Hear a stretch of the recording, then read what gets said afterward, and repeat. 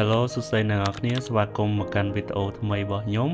ហើយនៅថ្ងៃនេះយើងនឹងធ្វើដំណើរទៅស្រុកកកខេត្តពោធិ៍សាត់ដើម្បីចូលរួមកម្មវិធីមង្គលការមួយ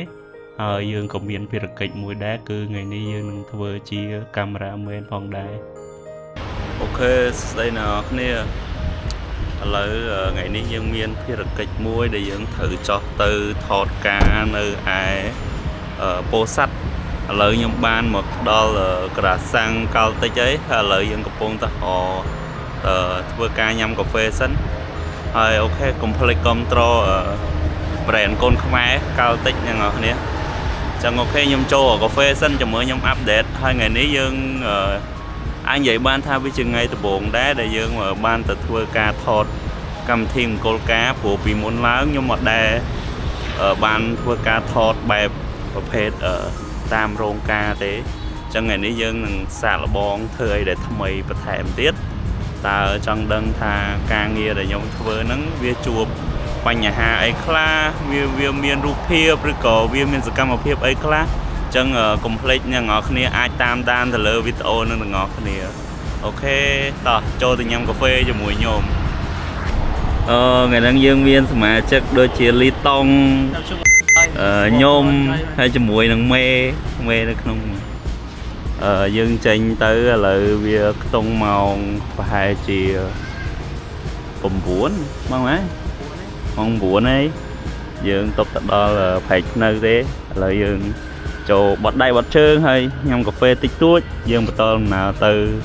ពោធិ៍សាត់ទាំងអស់គ្នាអូខេ see you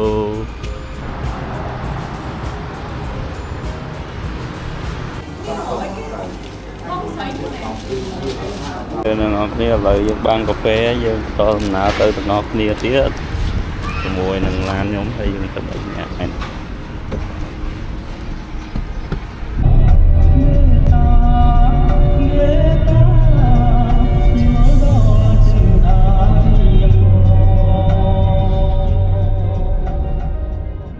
អូខេអ្នកនរគ្នាបន្ទាប់ពីយើងបានចូលចាក់សាំងហើយញ៉ាំកាហ្វេឥឡូវយើងនឹងបន្តដំណើរយើងទៅបន្តទៀត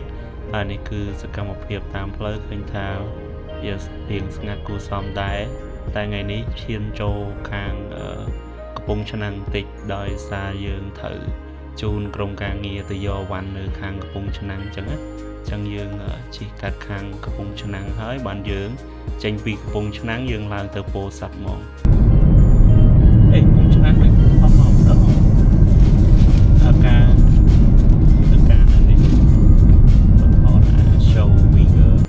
បាទដោយសារតែដំណើរកំសាន្តនេះរៀងបញ្ញាប់ដែរដោយសារយើងត្រូវទៅថតពេលថ្ងៃ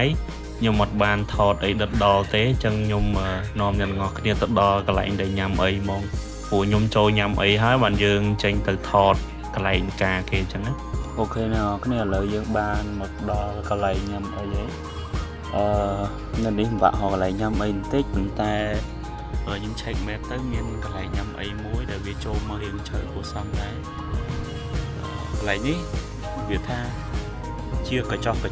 ន្តែម្ហូបវាឆ្ងាញ់អ្នកទាំងអស់គ្នាបែបកន្លែងគេផឹកស៊ីទេប៉ុន្តែយើងអាចញ៉ាំបាយបានពួកគេមានម្ហូបញ៉ាំបាយដែរអញ្ចឹងណាម្ហូបនៅនេះឆ្ងាញ់ខ្ញុំរ៉េតឲ្យ8លើ10ហើយកន្លែងគេក៏ fresh ដែរអត់សូវមានភ្ញៀវប៉ុន្តែវា fresh វាអត់រញ៉េញ៉ៃទេហើយយើងបានញ៉ាំបាយហើយឥឡូវយើងធ្វើការសម្រាកបន្តិច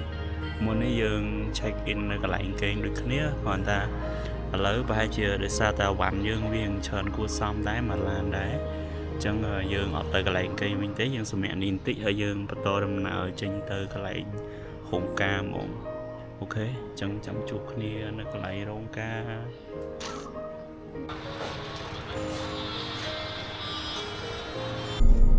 ទៅផ្លូវធំវិញយើងអត់មានផ្លូវទៅមានអានេះមានរបៀបពីក្រោយទេចឹងដោយសារតែយើងបានញ៉ាំបាយហើយយើងក៏បន្តដំណើរទៅកន្លែងថតហ្មងព្រោះយើងត្រូវដាក់វ៉ាន់ដាក់អីហើយមុននឹងយើងចាប់ផ្ដើមថតចឹងថ្ងៃទី1គឺដូចជាមានសកម្មភាពខ្លះពាក់ព័ន្ធជាមួយនឹងការសូត្រមន្តអីចឹងអ្នកនរគ្នាហើយនេះគឺជាសកម្មភាពខ្លះដែលក្រុមការងាររបស់យើងបានធ្វើការអញ្ចឹងបើសិនជាអ្នកនរគ្នាចង់ឃើញរូបឬក៏វីដេអូដែលជា result